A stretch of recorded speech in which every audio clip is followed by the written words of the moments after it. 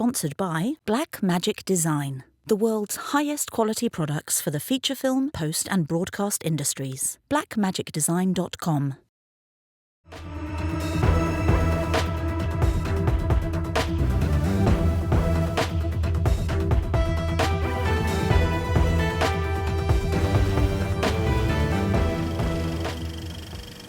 Hello and welcome to No Rest for the Weekend. I'm Jason Godbey, and we're back with more films from New York Film Festival and Mill Valley Film Festival.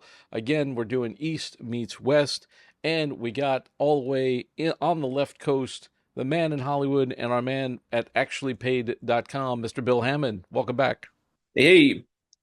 All right, so we talked about 3 movies last time, and it ended on a rather depressing note with a very strong documentary, which is good, but not exactly a ton of laughs.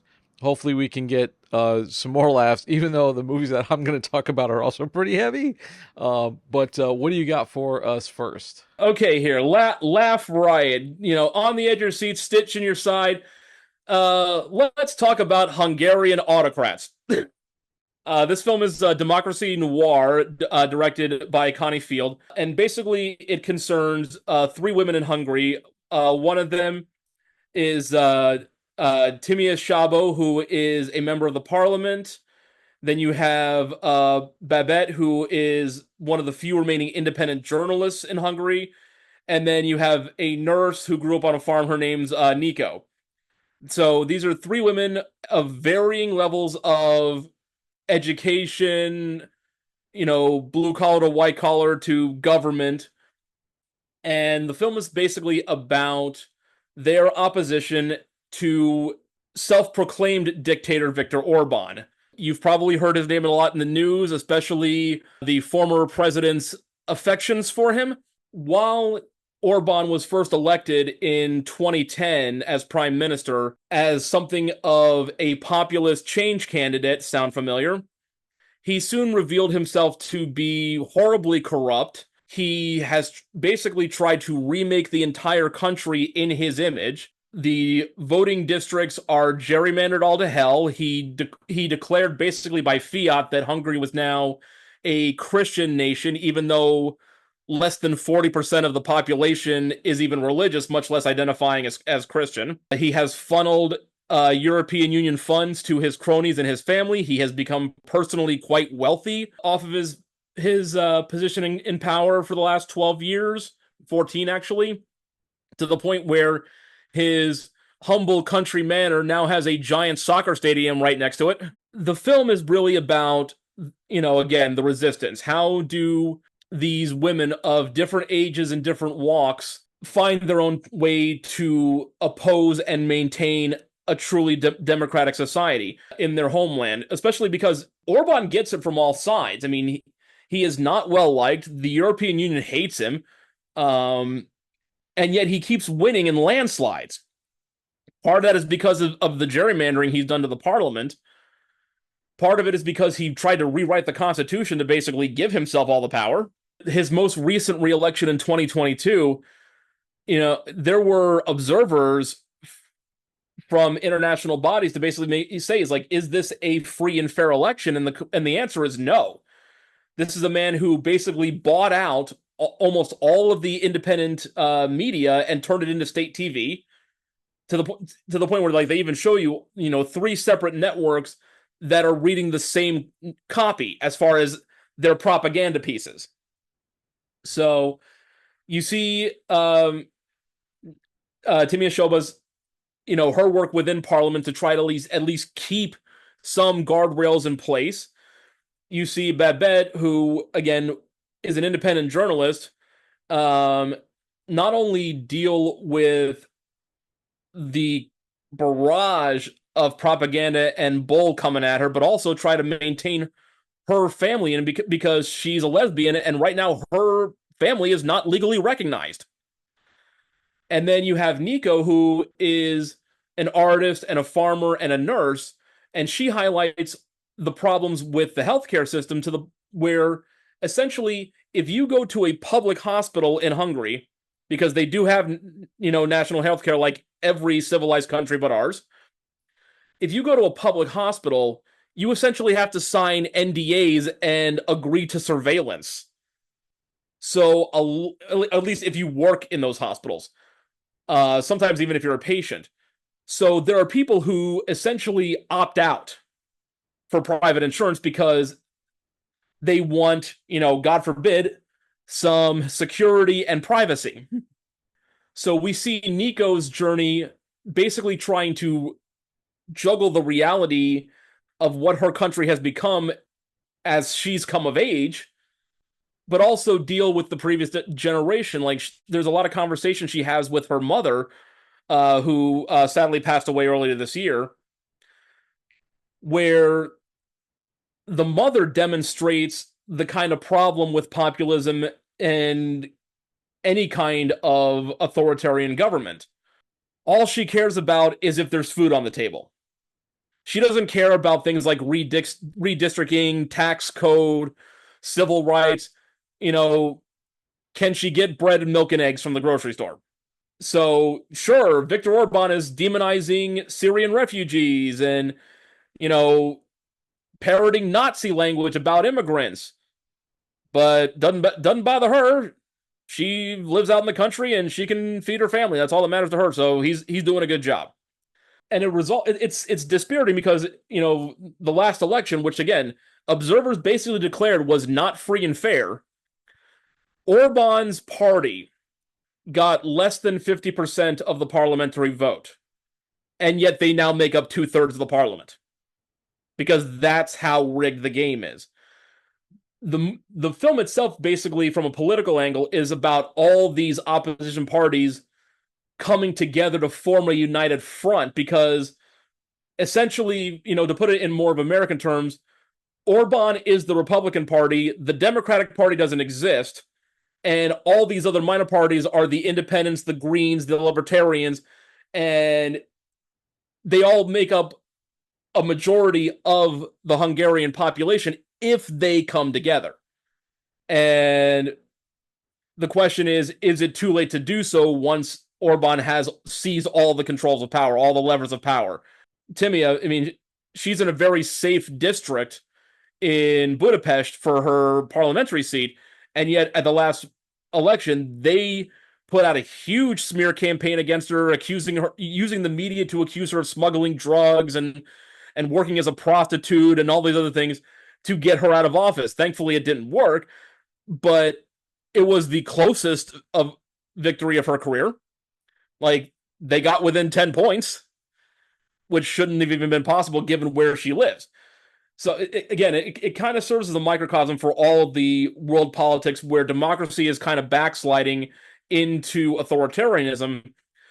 We saw it with Brexit. We see it in our country, with the MAGA movement. We saw it in Argentina. We saw it in Brazil.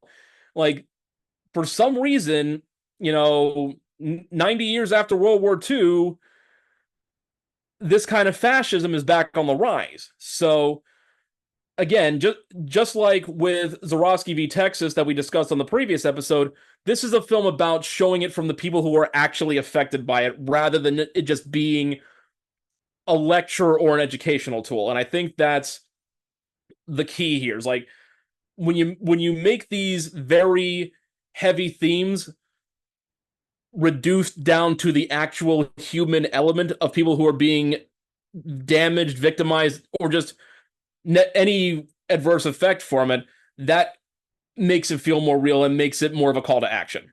Yeah, I don't think it's any coincidence that films like this are coming out in an election year. And in a time when this is happening around the world, and we've had our fair share of it here in America, and it has to stop. Like I'm glad people are putting faces on these issues, because unless people now, it feels like if it doesn't affect them directly, it's like it doesn't exist. So I'm glad these movies are being made. I don't know if I need to see these movies, but I think a lot of people should see them. I mentioned it last time. Like, I don't like to get political when I watch movies or when I critique them, but I do yearn for the day where we just go back to simple policy debates rather than one side is debating policy and the other side is deciding which gun they want to shoot me with. Anyway, let's move on. I saw a couple more films at New York Film Festival. It's interesting because this next film has Bill Murray in it, and I will say that I did not know anything about it when I went. I just knew it was called The Friend, and Bill Murray was in it, and so was Naomi Watts, and I said, "Oh, this will probably be delightful."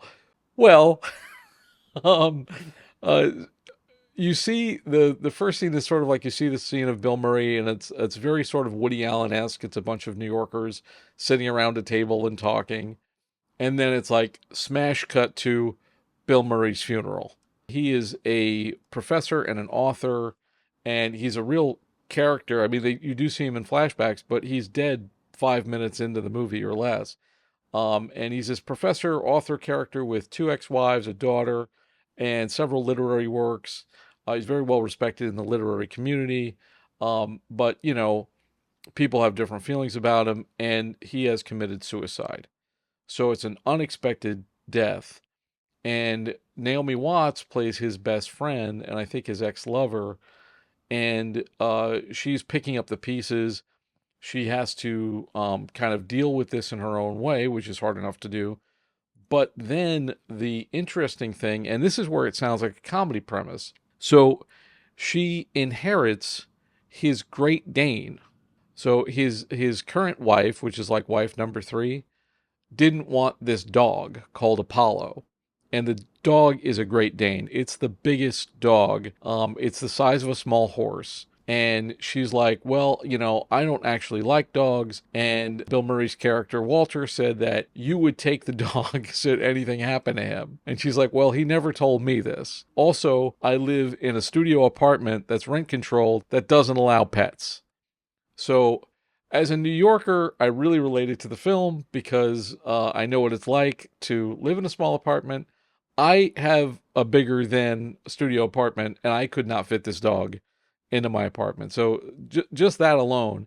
And you think it's going to be like this comedy premise of like, oh, it's a movie star and a dog, and it's like Turner and Hooch or something like that.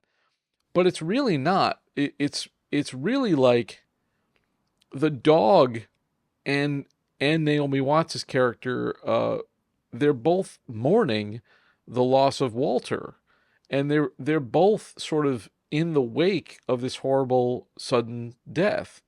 And Walter has a daughter who is friends with Naomi Watts, and they're having scenes together. They're supposed to be co-editing the book together, but all of Naomi Watts' work, she's also a teacher and a writer, is getting derailed because she's got to take care of this dog. And then she's got the building breathing down her neck because they want to evict her because she's trying to keep this dog in a place you're not supposed to have dogs, which is very, very strict, especially in rent-controlled apartments in New York.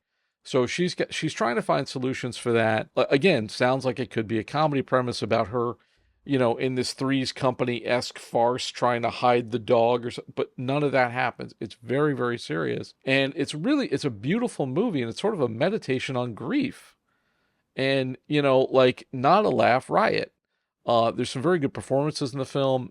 You get a little, like a side character like Ann Dowd, who plays a neighbor. Carla Gugino, I think, is Bill Murray's first ex-wife. Constance Wu plays a very quirky character, but it's Watts' movie. It's Watts and Bing, who plays the dog Apollo. And there's a lot of scenes between the two of them together, and they're really good. It's surprisingly good considering one of them couldn't have read the script, and the dog is excellent in the film. Got a great expressive face, but it's really one of those films that it's a real New York story. It's very relatable, especially if you live here, and it's this woman going through this existential crisis. My one criticism is it was kind of slowly paced. There's a lot of things, a lot of incidents that take place that I thought could have happened faster or in shorter form, and this movie probably could have been an hour and a half because it's like it's a very simple premise, but all the moments are really, really good in it. And Naomi Watts is terrific. I think we kind of forgot what a great actress she is. But again, it's not for everybody. If you want a laugh riot, nonstop action, if you want to watch, Beverly Hills Cop or something, this is you're not in the mood for this movie. But hopefully it'll get seen because it is well done. And it's just a lovely, lovely film. The next film I saw also There are laughs in this picture as well, but it's also a straight drama. It's called Hard Truths by Mike Lee. Mike Lee is the guy behind films like Naked and Topsy Turvy. He's an excellent director. And he returns here with Marianne Jean-Baptiste, who was in a film of his called Secrets and Lies, where she was nominated for an Academy Award. She plays this character called Pansy, who is this really bitter, grief-stricken woman who I don't believe is over the death of her mother. And she's very, very like sort of angry and just kind of overly judgmental. She constantly criticizes everyone around her. Michelle Austin is her sister, who's kind of the opposite of her, and then David Weber plays her husband. It's a very, very strong ensemble. Again, this movie is all about the acting. There's no car chases, no explosions.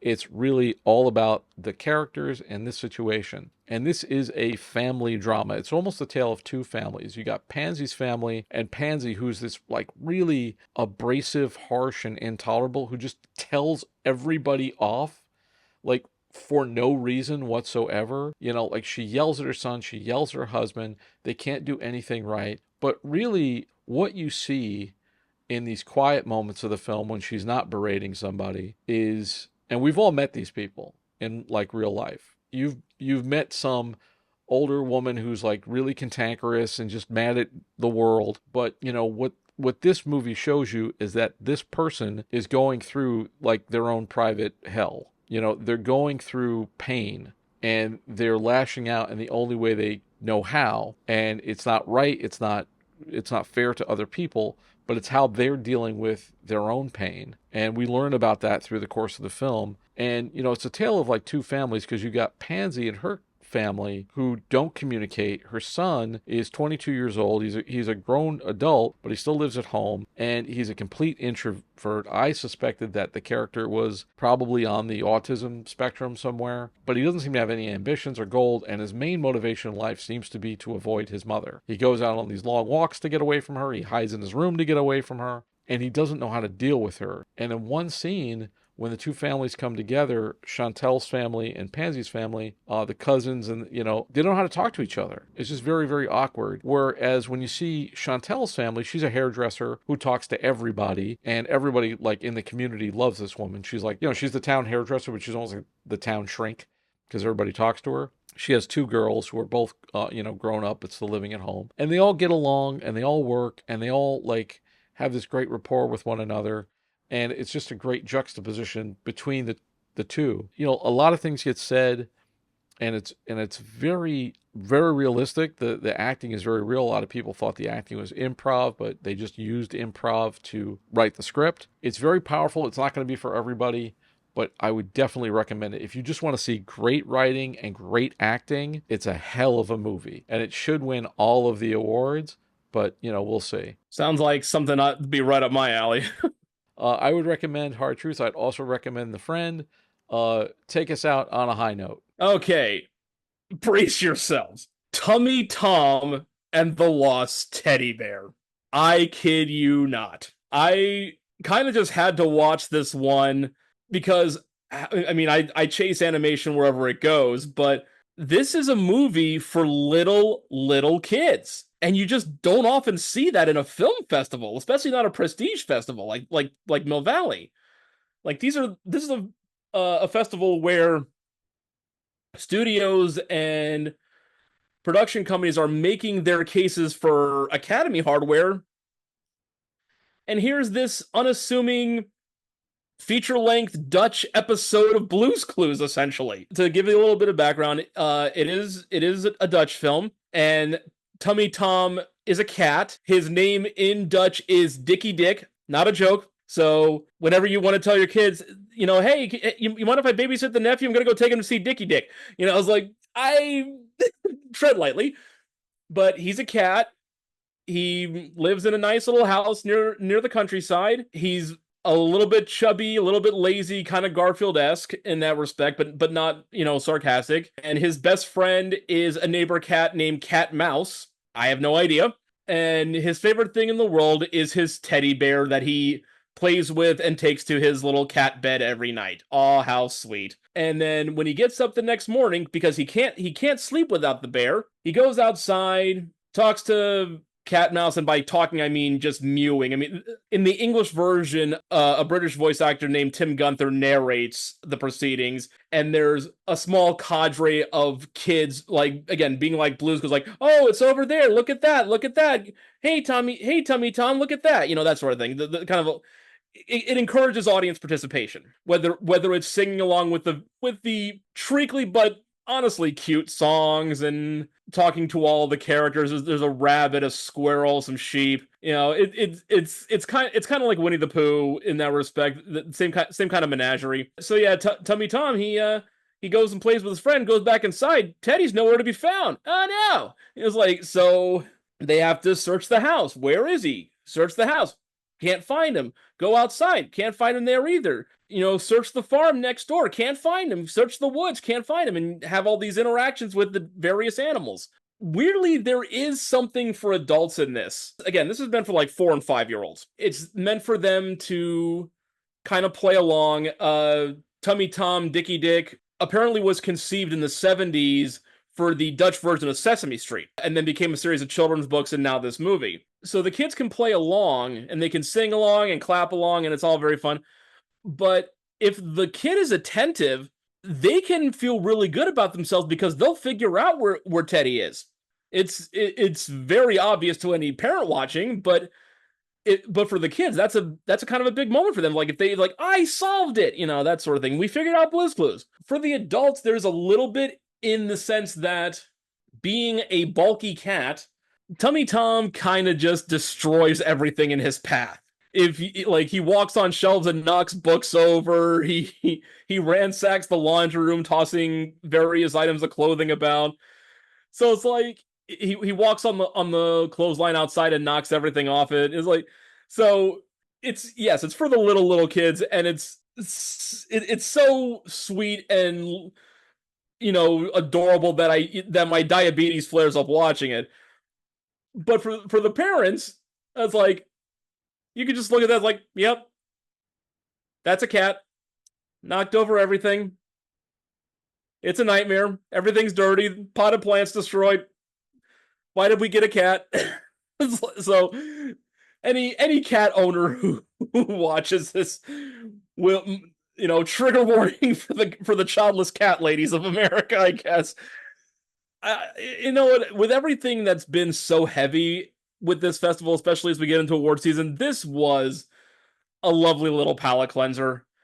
It's the animation looks like it's out of a Richard Scarry book. It's nothing special, and it's really weird to hear Tim Gunther sing the little songs, like the puss puss puss Tommy Tom's. Like, it's very weird to have him sing these songs and then have the kids like chime in for the second verse, but honest to God, after everything we've been through, I was just so happy for those 62 minutes. That is interesting because you don't often see that in film festivals. Like, you don't see a lot. I mean, I think Brooklyn Film Festival has like a whole kids festival as like an aside thing. But with animated shorts, you certainly get a good deal of kids and family fare. You don't often see it in feature form, especially in these things. So it's like, I mean, even when I decided to watch it, like, 10 minutes in, like, I'm kind of waiting for the other shoe to drop and the teddy bear is filled with cocaine or something. It's like, no, this is perfectly sweet and innocent, and it's just a nice little hour-long distraction for kids to play along. Like if you're stuck home on a rainy day, they can't go outside. Like, oh, let's pop in Tummy Tom and go find Teddy. And it's like, there's so much heavy stuff that you just need this to just kind of reset yourself. It's weirdly zen in that respect. And again, the only voice is the kids and Tim Gunther narrating. Like, the animals don't have voices except for various bangs and meows and all that stuff like that, and dog barking. So it's like, it's nice to just kind of let the kids have a little bit of an animated Milo and Otis type of deal. So yeah, it's, again, I don't expect it to be nominated for animated feature come January, but there's so much negative stuff out there, just to have something sweet and positive. We need that. It's a placebo. It's a panacea. I don't know what you want to call it. It could either be everything or nothing, but we need it sometimes. All right, man.